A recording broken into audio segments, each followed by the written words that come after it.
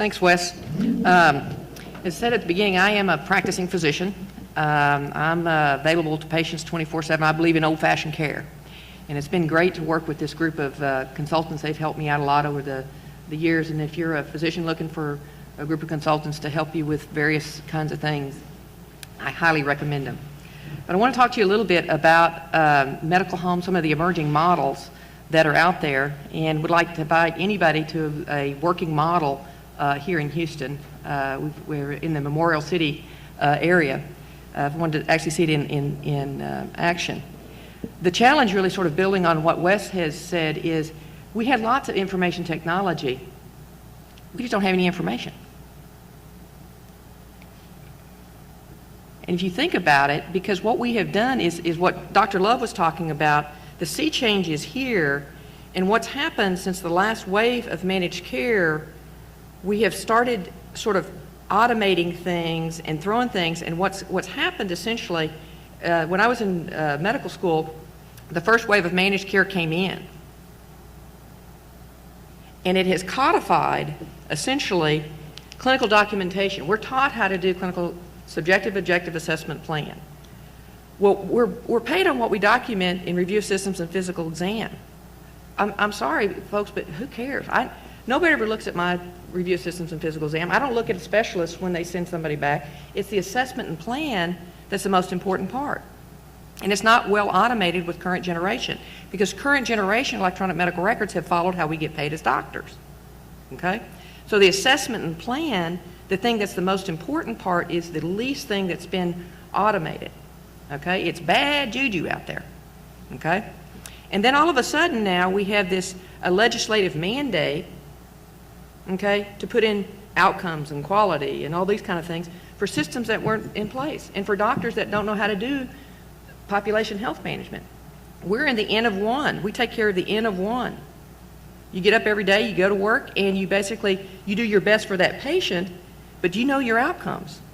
And so the real issue that has been sort of alluded to within here is going to be physician leadership that's going to drive. You cannot legislate quality. That as a policy is absolutely failing today. So the issue, so some of the things that, and so sort of the point that Wes was making, you want to start looking at automating what your business models are. Well, your business models really are patient-centered care, which is essentially what the medical home is. So if you look at what you need to do clinical documentation, and then you have that pesky thing called the patient. Oh my God. Oh my God. They don't fit any protocol. And you have to think through, well, what's the adherence, and what are the things that have to be, what's the data you need to collect from there? And you're only with them, a couple hours a year. Okay? Then the outcomes, that is hard data to collect. It's very difficult. Patients are very mobile. They move around a lot, right? And then the financial, forget the financial thing. I mean, it's one of God's personal mysteries that anybody gets paid with the current payment infrastructure, okay? But the reality is you need to, the infrastructure needs to be there to where you automate the assessment plan, collect the outcomes data, the patient variables, and there's no reason in the world that doctors shouldn't be paid at the point of service completion. Have you guys ever been to a restaurant? You go to a restaurant, you look at the menu, you see what you're gonna do, and you pay when you finish, right? Well, imagine that you're a restaurant owner, and they're gonna give you they're gonna give you a little partial payment, and then you're gonna send a bill, and then you may pay them something, but you don't really know what you're gonna pay them. Sound familiar? Okay. So I'm talking now from a very clinical perspective. How are we gonna fix this? Well, the medical home has emerged as a key policy feature. All it is old-fashioned primary care. We think that you should extend it in terms of a fulcrum for assuring that care is coordinated, and that information is not just that care is coordinated, but you're sharing a care plan wherever that patient goes. You're collecting the outcomes of care on the patient's encounters with their healthcare system. Imagine how powerful that could be.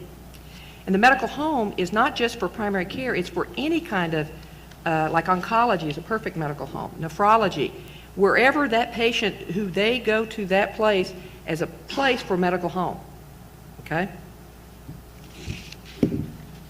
Because the next thing that's really difficult, okay, and the medical home is really just sort of coordinated care wherever that patient goes, okay? Because the hardest thing to do about this whole thing is how do you begin really engaging the patient? And the medical home is the most trusted source. If you can actually do things where you have a one-stop shop for a patient, I guarantee you your patient engagement is going to go up. They're going to trust. They're going to be more engaged. Because what we're fighting, I as a doctor, I'm responsible now for my patient's outcomes of care. Well, I'm fighting McDonald's and Burger King and God knows what else.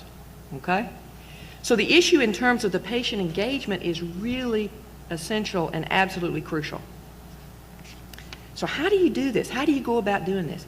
Healthcare today is a distributed system. Patients go a lot of different places. Okay? And you have to begin thinking about a comprehensive framework for doing telemedicine in clinical care. So if you automate the care plan, okay, think about it. Think if you had an assessment plan, a shared care plan on that patient, okay? That is the most important use case of telemedicine that exists today, okay? The second is the biomonitoring. When the patient leaves, okay, you have agreements with the patient in terms of, okay, we need to start monitoring your blood pressure. Whatever it is that goes on out there, we need to know what that is so we can make changes, not every 2 months when we get that one little snippet of information. We need to know what the data is as the patient is going through their routine daily activities, okay? Messaging. Messaging is very important, and it basically becomes, it's only used for administrative types of purposes.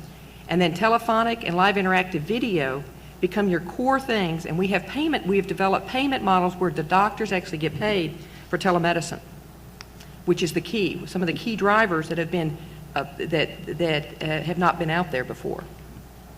And then finally, this is what a care plan would look like. And so what you do, if you do this, if you automate this right, with whatever information system you have, it's a presentation layer, you can actually get there in terms of being able to capture the data you need, sort of the boots on the ground data that you really need. And then finally, you have to tie that to a business model to drive adoption in terms of telephonic care, care plan oversight, some of those other kinds of things that are the emergent frameworks that Dr. Love has discussed.